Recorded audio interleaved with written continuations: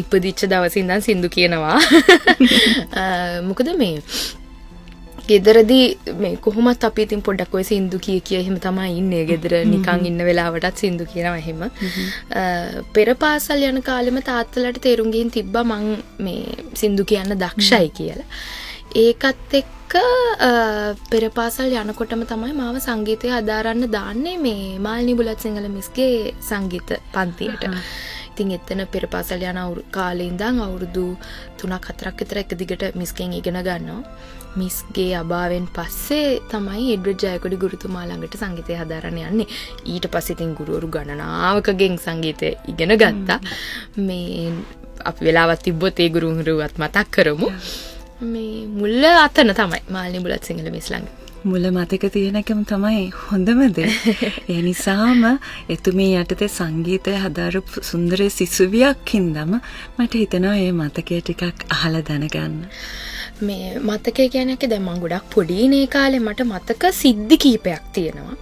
ඒකෙන් මං ආසම එකක් තමයි මේ මම මුලින්ම මෙහෙම මයික් එකක් ඉස්සරහා ස්ටුඩියෝ එකක් ඇතුලේ සිං කරේ මිස්ගේ යටතේ. ජීවිතේ පළවෙනිම වතාවට ඒ කියන්නේ ස්ටුඩියෝ එකකට ගිහිල්ලා කොහොමද සින්දු කියන්නේ කියලා හරි අවබෝධයක් ලැබුණේ. ඒ එක්ස්පීරියන්ස් එක ලැබුණේ මිස් එක්ක. මේ මුලින්ම කියන දේ දැන් මම මේ සින්දු ගොඩ කියනවනේ එක එක අය වෙනුවෙන් ගීත ගායනා කරනවා, චිත්‍රපට වලට ගීත ගායනා කරනවා එහෙම තියෙනවනේ. හැබැයි මගේ මුලින්ම මම කිව්ව කෑල්ල තමයි ලේ යන්නෙන් ලේනා කියන කොටස තමයි මට කියන්න තිබ්බේ තනියෙන්. ඒක මම නිකන් කියලා පෙන්නන එක මේ වගේ සින්දුවක්. හායන්නෙන් හාවා පූයන්නෙන් පූසා ලේයන්නෙන් ලේනා ගෝයන්නෙන් ගෝනා. දැන් ওই පද හතර එක එක අයට බෙදලා දීලා තිබ්බේ. ඉතින් ලේ යන්නෙන් ලේනා කියලා තමයි මට කියන්න තිබ්බේ. මේ ඉතින් මට හොඳට මතකයි මේ දැන් ස්ටුඩියෝ එකේ එහා පැත්තේ සිං කරලා කරාට පස්සේ මිස් කතා කරා මට මෙහෙන්නකෝ වටෙන් කියලා මේ පැත්තට කතා කරලා මේ අහලා බලන්න හොඳයිද කියලා තියෙනවා. හොඳයිද තව එක සැරයක් කියනවද? කී ඇහුවා. මේ ඒකට වයස කීයද? අවුරුදු 5ක් වගේ ඇති. මේ හරිම ආදරණීය ගුරුවරියක් තමයි මාල්නි බුලත් සිංහල මිස් කියන්නේ. මේ මොකද මේ ගුරුතුමියකටත් වඩා සමීප සම්බන්ධයකුත් තිබ්බා. මේ ඇයත් බොරලැස්ගමුවේ පදිංචිය. එතකොට මාල්නි මිස්ගේ නංගිගේ දුවලා දෙන්නා මගේ අක්කගේ හොඳම යාළුවෝ. ඉතින් එතකොට අර පොඩි බැඳීම වැඩි.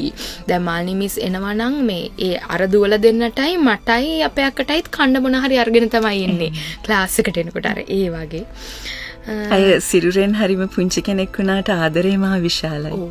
හරිම නිහතමානී ඉතාම හොඳ කෙනෙක්. මම හැම විටම හිතන එකක් තමයි අනේ අද මිස් හිටියානම් කියලා. ඒ කියන්නේ මිස් ඒ කාලෙම මේ අපේ තාත්තට කියලා තියෙනවා මේ බලන්න කවදාරි කෙල්ල හොඳ ගායිකාවක් වෙනවා කියලා. ඒ කියන්නේ අවුරුදු 5ේදී මගේ හැකියාව එච්චර තේරුම් අරගෙන එහෙම කියලා තියෙනවා. ඉතින් මට හැම වෙලාවෙම හිතෙනවා මිස් අද හිටියානම් කොච්චර සතුටු වෙයිද කියන එකක්. සහ මට තව කොච්චර උදව් කරයිද මේ ගමන යන්න කියන එක මේ හැම වෙලාවෙම හිතන එකක්.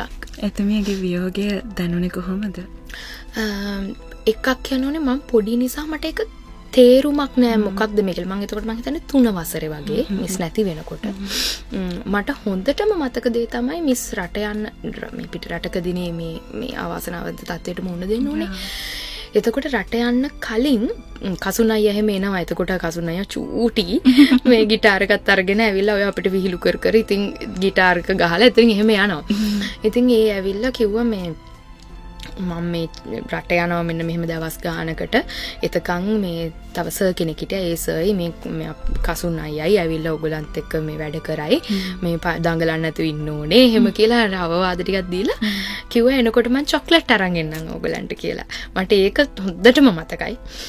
මේ එහෙම කියලා ඉතින් ගියාම ආවේ නෑ මිස්.